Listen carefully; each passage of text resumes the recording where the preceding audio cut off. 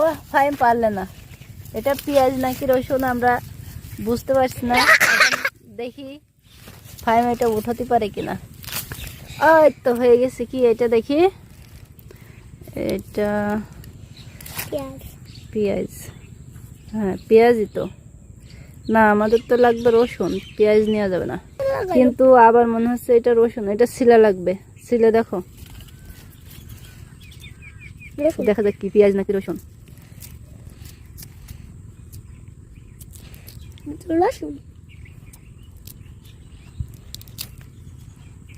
কই রসুন, পেঁয়াজ নাকি রসুন, পেঁয়াজ নাকি রসুন? এটা রসুন। অনেক গবেষণার পরে বোঝা গেছে যে এটা রসুন। এই যে কুয়া, এই যে